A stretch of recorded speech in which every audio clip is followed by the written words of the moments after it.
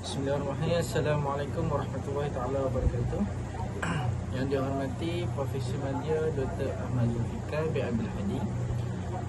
Nama diberi Muhammad Zahim Irfan bin Muhammad Zulfikri. Nombor metrik D202511170449. Alhamdulillah, saya akan membentangkan dapatan kajian yang bertajuk Audit Bacaan Quran Community yang dijalankan bagi menilai tahap bacaan Al-Quran, responden dari aspek tajwid, makhraj, kelancaran bacaan dan juga dari sudut waqaf dan ibtidah.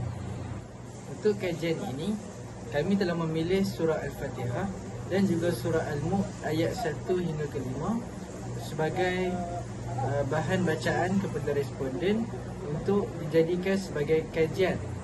Seterusnya ke pengenalan. Yang pertama, Al-Quran merupakan kitab suci dan panduan utama umat Islam dalam aspek akidah, ibadah dan juga akhlak. Oleh itu, bacaan Al-Quran yang betul dari segi tajwid dan makhraj sangatlah dituntut kerana kesalahan bacaan boleh menjejaskan makna ayat. Seterusnya, kajian ini dilaksanakan melalui audit bacaan Qurani bagi menilai tahap ketepatan bacaan responden serta meningkatkan kesedaran tentang kepentingan membaca Al-Quran dengan betul dan bertajwid.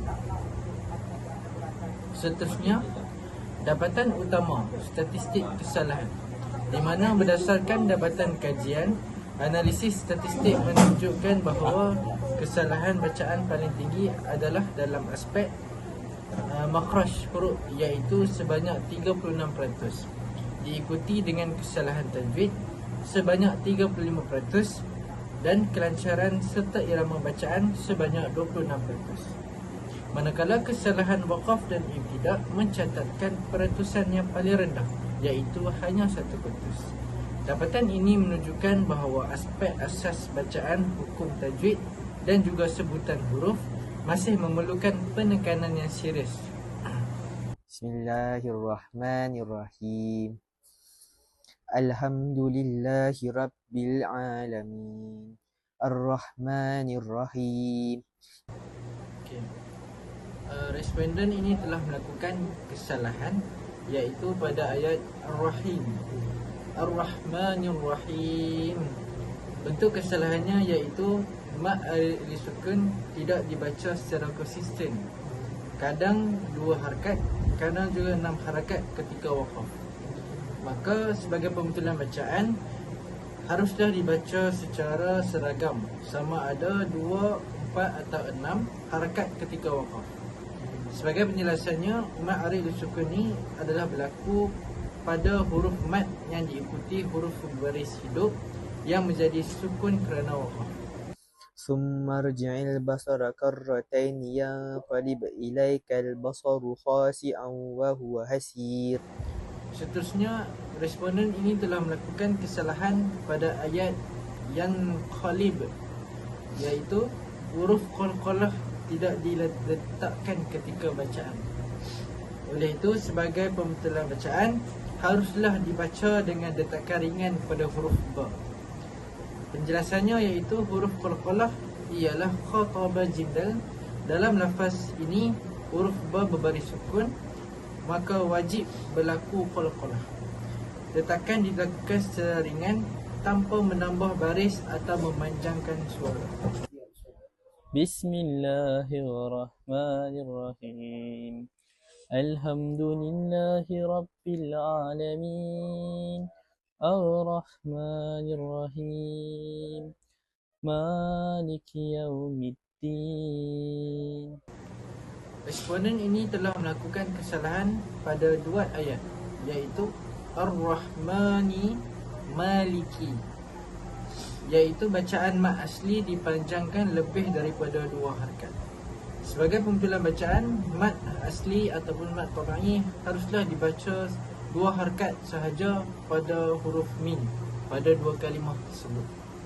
Sebagai penjelasan, mat asli ini berlaku apabila huruf mat alif didahului baris yang sesuai dan tidak diikuti hamzah atau sukun. Maka hukumnya tetap 2 harakat, tidak boleh ditambah.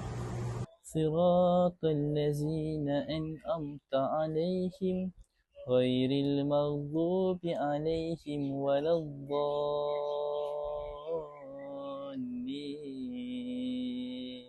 Seterusnya, responden ini telah melakukan kesalahan pada ayat Siratal ladzina an'amta, iaitu pada kalimah an'amta. Huruf ainnya tidak disebut dengan tepat, iaitu dibaca terlalu ringan atau hampir menyerupai bunyi hamzah. Maka pembetulan bacaannya haruslah menyebut huruf ain itu dengan jelas dari makhraj tengah halqum, disertai tekanan yang sesuai tanpa berlebih-lebihan dalam lafaz an'amta. Sebagai penjelasan, huruf ain ialah huruf halqi yang keluar dari pertengahan kerongkong, dan kegagalan menyebutnya dengan tepat akan menyebabkan perubahan bunyi serta menjejaskan ketepatan bacaan Al-Quran. ولقد زينا السماء الدنيا بمصابيح وجعلناها رجوما للشياطين. Akhir sekali, responden ini telah melakukan kesalahan pada kalimah lisyayatin, iaitu huruf ta tidak disebut dengan tepat, iaitu dibaca nipis seperti huruf ta, menyebabkan hilang bunyi tebal huruf. Maka pembetulan bacaannya iaitu menyebut huruf ta secara tebal dengan tekanan yang jelas daripada hujung lidah ke gusi atas dalam lafaz lisyayatin. Sebagai penjelasan, huruf ta termasuk dalam huruf istiqlaq dan juga itbaq yang wajib dibaca secara tafkhim tebal. Jika dibaca nipis akan menjadi seperti huruf ta. Okey, seterusnya saya akan menerangkan tentang dapatan umum, iaitu dari segi kesalahan bacaan. Responden didapati kurang menzahirkan sifat tafkhim, iaitu bagi huruf seperti sad, dot dan ta. Sebagai contoh, responden membaca dalam surah Al-Fatihah ayat terakhir, iaitu Siratal lazi. Responden membaca Siratal lazi, serta kurang tepat dalam sebutan huruf halqi seperti ain. Allazina an'amta alaihim. Kesalahan yang responden buat ialah mereka membaca seperti siratal ladzina an'am. Jadi kesalahan mereka ialah terletak pada hamzah tersebut ataupun alif tersebut. Mereka tak menekankan hamzah tersebut dengan jelas. Selain itu, terdapat kesalahan dalam hukum tajwid seperti mad asli yang dipanjangkan berlebihan dan mad lazim yang dibaca kurang 6 harakat. Kesalahan baris dan tanwin juga dikenal pasti dan berpotensi menjejaskan makna ayat. Manakala untuk kesalahan tanwin pula, iaitu dalam surah Al-Mulk ayat 3, responden membaca samawati tibaqa, sedangkan yang sebetulnya ialah samawati tibaqa. Okey, selanjutnya berdasarkan faktor kesalahan. Faktor utama kesalahan ini berpunca daripada kurang latihan bacaan secara berterusan. Faktor psikologi seperti gugup dan kurang fokus juga mempengaruhi bacaan mereka. Pengaruh bahasa ibunda serta kekurangan latihan talaqi dan musyafahah juga amat mempengaruhi daripada bacaan mereka itu.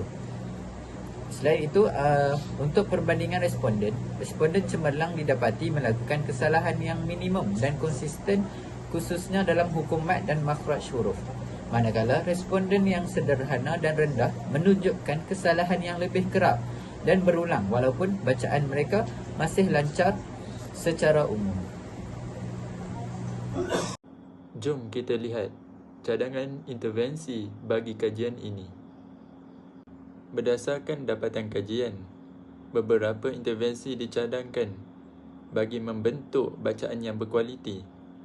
Antaranya ialah latihan bacaan Quran yang berfokuskan kepada makhraj huruf, Seterusnya, pelaksanaan talaki secara musyafahah bersama dengan guru yang berkelayakan.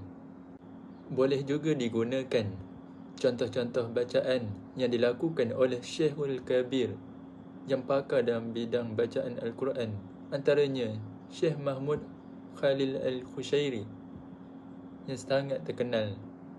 Selain itu, modul latih tubi tajwid boleh digunakan untuk memahirkan lagi ilmu tentang tajwid dan bacaan Al-Quran.